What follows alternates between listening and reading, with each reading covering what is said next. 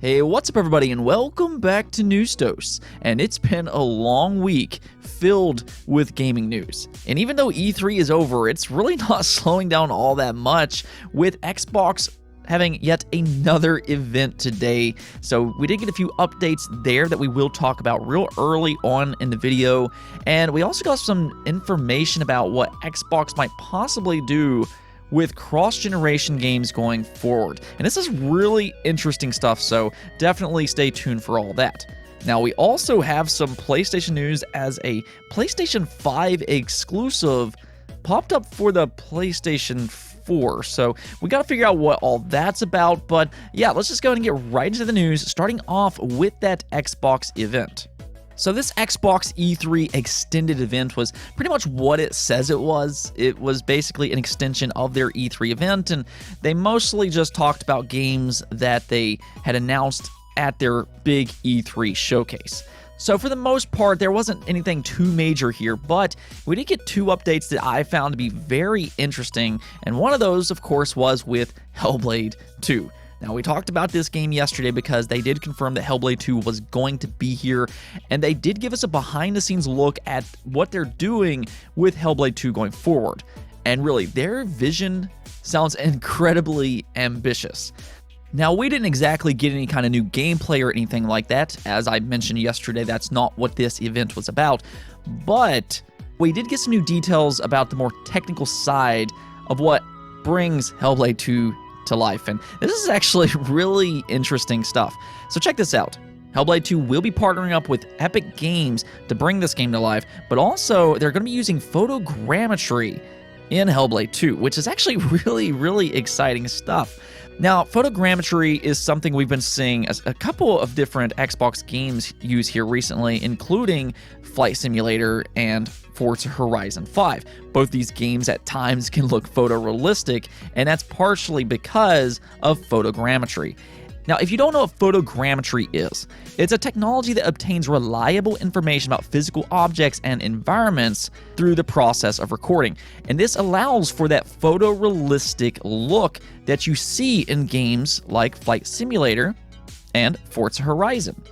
And with Hellblade 2, that game is set in Iceland, so it would make sense to use a technology like photogrammetry.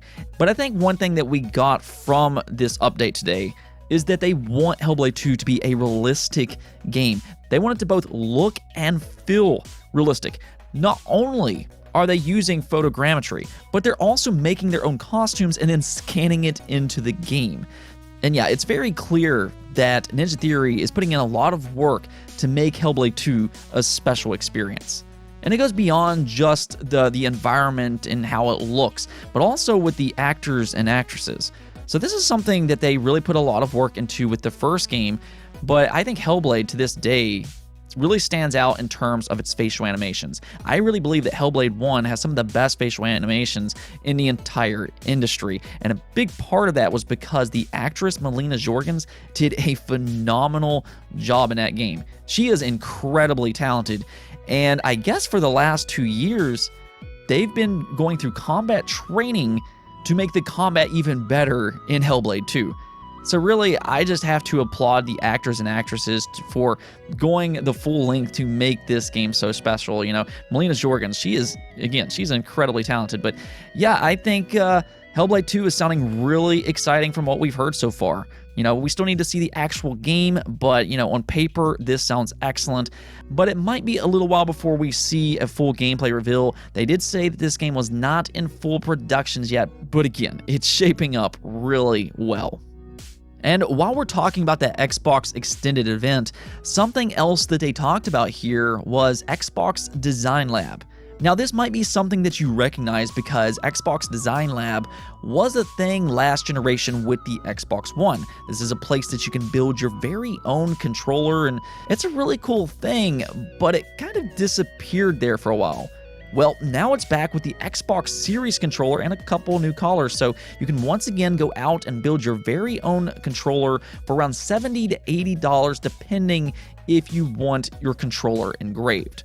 But really, this is just such a cool thing that you can do with Xbox. I really like this service a lot, and it's also easy to use. In fact, I decided to build 2 different controllers today that was based off of my YouTube avatar. So, that's something that you can do. You can make your very own controller based off of something that you like, and you can have it based off of something like Halo. You can have it based off of Pokemon or whatever you like. That really is the beauty of a service like this. It is completely up to you. But if you do want to check this out yourself, I will leave a link in the description below so you can build your very own controller. Next up, let's talk about another AA game that was just absolutely excellent last generation. I mean, yeah, of course, Hellblade was phenomenal and everything, but so was A Plague Tale. This was another really good single-player, story-driven experience that looked great, played great, and also had a really good story.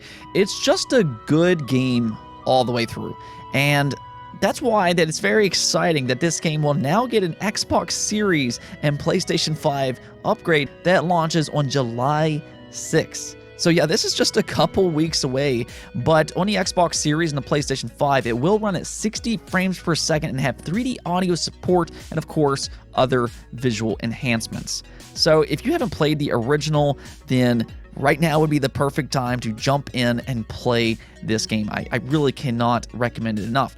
And hey, if you're like me and you've already played this game, well, now you just have an excuse to go back and play this game again, especially before that sequel launches next year. It would be great to revisit this game right before the launch of that sequel, so really happy that they're bringing this game over to the Xbox Series and the PS5 with a native port. But interestingly enough, it's not just the Xbox Series and the PS5 that's going to be getting this game, but also the Nintendo Switch will be getting A Plague Tale on the exact same day. And that's very impressive because, this is a graphically demanding game, so what exactly is happening here? And that's where things get really interesting because A Plague Tale will be coming to the Nintendo Switch via game streaming. Now, this has become a bit of a trend on the Nintendo Switch as of recent. There's been several of these big third-party games here recently that's been coming to the Switch via game streaming, and that includes games like Control, Hitman 3, the upcoming Guardians of the Galaxy, and now you also have A Plague Tale: Innocence. So we are starting to see these games come to the Switch via game streaming, and I actually like this. Now, of course, local games are always going to be better than game streaming, but for those who just don't have any other platform besides the Nintendo Switch, this is a good option to play these games. Internet, of course, is going to have a big say on how well these games run on your Switch and everything, but if they do run well on your Switch, this really is a good option to play these big AAA games on the Nintendo Switch. And for that matter, to have some of these games available on a dedicated handheld console, that's just pretty cool. So I do like that these third-party games are coming to the Switch via game streaming. Let me know how you feel about all this, though. Would you be willing to pay for a game like A Plague Tale that is available on the Switch through game streaming? Let me know in the comments below. Now, Nintendo's not the only platform using game streaming in interesting ways, because, well, you also have Xbox. And really, Xbox is probably the biggest supporter of game streaming because, Azure is key to the Microsoft business. Azure is their big cloud service, and Xbox uses Azure with things like Xbox Game Pass. They already do game streaming for PC. They do it for phones and tablets, and they're bringing it over to the TV with apps, and they're going to have a new streaming stick as well. So they're doing a lot of things with game streaming already. So yeah, Xbox is going to find interesting ways to use xCloud and game streaming, and it looks like they might be expanding a bit further into some of their own Xbox hardware. So one big topic for this generation has been with cross-generation games. Right out of the gate, Xbox committed to doing cross-generation games. They are going to release several cross-generation games, being for the Xbox Series and the Xbox One going forward. This includes games like Halo Infinite and Forza Horizon 5. But at some point, and you got to prepare for it, but Xbox One will no longer be supported. That's just a fact, and we're already starting to see that happen with several games. Games like Flight Simulator is an Xbox Series exclusive. Games like Redfall is another Xbox exclusive. I believe Hellblade 2 is yet another Xbox Series exclusive. So the further we get out from that Xbox One generation, the less games will support the Xbox One. But it seems like Xbox is still going to be committed to the Xbox One in a new and interesting way, and that's with game streaming. So in a recent blog post, this is what they had to say. For the millions of people who play on Xbox One consoles today, we are looking forward to sharing more about how we will bring many of these next-gen games, such as Microsoft Flight Simulator, to your console through Xbox Cloud Gaming, just like we do with mobile devices, tablets, and browsers. So there you have it. Xbox is finding a new way to support cross-generation games without actually making these games cross-generation. And I think this is a great workaround. Again, this has been a pretty hot topic for a long time now, but there's been that constant discussion on, are cross-generation games good or bad for next-generation consoles? Some people do feel that by making a game cross-generation, you're actually holding next-generation games back. And, well, with this, you wouldn't have to worry about that at all. A game like Flight Simulator just cannot run on the Xbox One. It's just too graphically demanding for the Xbox One. But you would still be able to play it through game streaming on your Xbox One. So that does allow a game like this to be technically still kind of cross-generation, but not really cross-generation at the same time. So I really do like this workaround by Xbox One, and it can really help push these next-generation games forward, such as Hellblade 2. We talked about that earlier, using photogrammetry. Very interested to see how that turns out, but yeah, I really like this decision a lot by Microsoft going forward. And you know what? Honestly, it makes sense. Xbox pretty much supports everything else, including phones and tablets and PCs, so, you know, Xbox One consoles really is the perfect next step. Let's talk about the other side of this cross-generation discussion, though, and that's with the PlayStation 5. Now, as we all know, PlayStation kind of believes in generations, but then they've also released several games on the PlayStation 4, and yeah, that's been a whole big debacle and everything. But PlayStation does have a few legitimate PS5 exclusives, and that includes the most recent Ratchet & Clank Rift Apart, and then also Demon's Souls. Now, I've said on this channel over and over, Demon's Souls is a phenomenal game. Truly, if you buy the PlayStation 5, you need to buy Demon's Souls. That, to me, still is probably my favorite PlayStation 5 game. I haven't finished Ratchet & Clank Rift Apart. That it might change with that game. But regardless, Demon's Souls is an excellent game. And it also looks fantastic on the PS5. But interestingly enough, now a database leak indicates a PlayStation 4 listing for Demon's Souls is active, which would suggest that this game could possibly be coming to the PlayStation 4. Now, this is according to a report from PlayStation Game Size that a PlayStation 4 file for Demon's Souls was apparently recently listed on the PlayStation Store. But with that in mind, this does not mean that it will actually be coming to the PlayStation 4.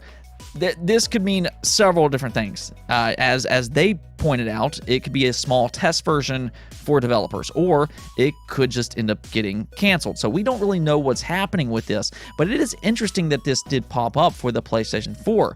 But at the same time, you know, I just want to keep this in mind that all of this is just speculation and rumors right now. Nothing is absolutely confirmed. All we know is that reportedly, for whatever reason, there is a PlayStation 4 listing for Demon's Souls that is active. Whether that means anything or not remains to be seen. Maybe Demon's Souls comes to the PlayStation 4 at some point, or maybe it doesn't. But nonetheless, it is interesting that this listing did pop up. So, you know, let me know what you think all this means in the comments below. On to that poll of the day, though. After Nintendo's E3, it's pretty clear that Nintendo has a pretty nice little list of first-party games releasing throughout the rest of 2021. So I was interested in what first-party Nintendo Switch game are you most looking forward to that will release in 2021? And it's pretty clear here that you all are excited for the return of Metroid 2D, with Metroid Dread receiving 50% of the total votes. That's right, Metroid Dread beat out even Zelda and Pokemon, which are flagship Nintendo titles, and that gives me a lot of hope that this game will be successful when it releases. You know, the thing about Metroid is really well known in the hardcore gaming community, but this is not the most popular franchise in terms of total units sold in the past. They typically don't sell nearly as well as Pokemon, Zelda, or Mario, but these are still really, really high quality games. I mean, the Metroidvania genre was partially named Metroidvanias because of Metroid. It is an inspirational franchise for multiple reasons, and I know for myself, I am super excited for Metroid Dread. And I completely agree with you all here. For me as well, Metroid Dread is by far the most exciting game coming out to the Nintendo Switch, not just for this year, but even for games next year. I would say, this is just my opinion, but I'm more excited about Metroid Dread than I am Zelda Breath of the Wild 2. That's just my opinion. But yeah, I am super excited for Metroid Dread, and I'm really glad you all are as well. Again, you know, I mean, we've been getting a lot of signs in the last few days that, you know, maybe Metroid Dread is going to be that turnaround for the Metroid franchise. Maybe this one will sell millions and millions of units and become the best-selling 2D Metroid ever, and I really hope that is the case. But yeah, super excited. Anyways, though, that's it for this episode, but if you liked the video, don't forget to hit the notification and subscribe button for more content just like this. Also, if you'd like to support the channel through Patreon, thank you for making this content possible. Peace out.